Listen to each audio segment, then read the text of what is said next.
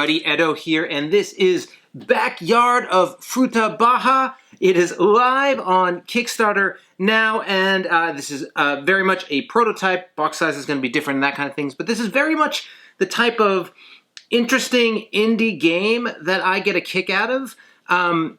Rules took a little bit of work, need a little bit of cleanup, but this is like an interesting economy, dice manipulation, slight dice manipulation power game thing. It's got a lot going on, but it's cool. So this is, the backyard of this Frutabaja, and you are gnomes, and you are building businesses, and the businesses are like factories and bars, and so like really like modern, like normal businesses, like a town of, like a city businesses. And you're trying to win, but you also have this Blardo, and I don't know if these are like Spanish words with additional meaning or whatever, but Blardo that is harassing people and causing and dropping dirt, and basically you need to be the player with the most victory points at the end of the game, but before the Blardo drops dirt, the 20 dirt, it might be more than 20, but any of these dirt stones everywhere. And if all of them are placed, the game's over, and then you're still going to see who won. But alternatively, you can win before that happens, or everyone can, well, one player does it, but you can just spend $20 to buy him off, and he isn't the threat anymore. So there's a little bit of a end game threat going on, but for the most part, you're just trying to earn victory conditions. Okay, so there's all these plots of lands. I'm missing a row just for space, but everyone's building their businesses. And the way you indicate business ownership is there's an arrow at the bottom of a business, and you orient it towards the player, which sort of means it's meant for, players not being adjacent, but you can make it work.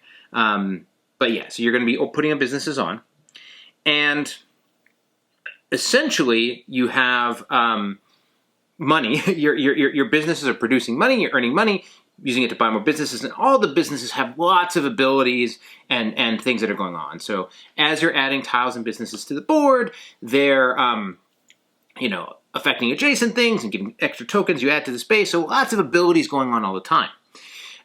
You have these plot of land tokens, and you are buying plots and then building onto them. And there's this dice track. And so the way it works is you're going to roll out the dice, one per player color, actually. This is for a two-player game. And when the dice are moving across, this is sort of a neat mechanic. So we roll this out, player color, a little close from a color perspective, but that's okay. The last two numbers do two things. You add them together, so this would be 10, and then all 10 tiles, sort of like Catan, all 10 tiles are going to produce. And that, whatever business is going to earn you money, or whatever effect might happen. But the other thing is, the Blardo goes to a tile that is 10. The player in that final spot, so in this case Yell, gets to decide where that is, and that basically makes that building not produce and puts a dirt on it. If he's there, it can't produce. And then if you have 3 or more dirt on it, you can't produce, and you can clean the dirt off as you go. So that's how that works. And so there's this interesting mechanic where it's pushing, and then where next round it's going to go like this, so that numbers are moving.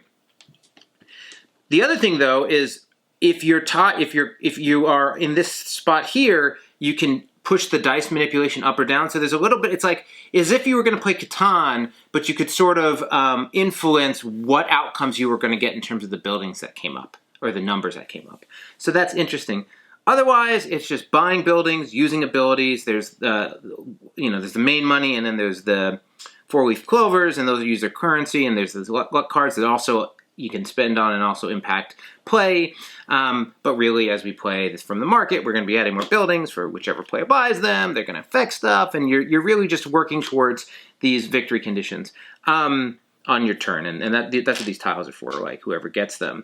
If a player runs out, you're going to trigger the end of the game. If all the victory things are done, you'll trigger. So they're just a number of end conditions for this otherwise economy-based earn, spend.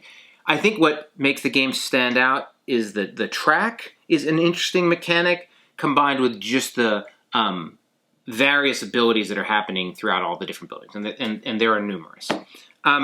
I also dig the art. It's got this sort of cute but loose style that has just a lot of personality and feels very fresh. to this game. So if it is not a light game.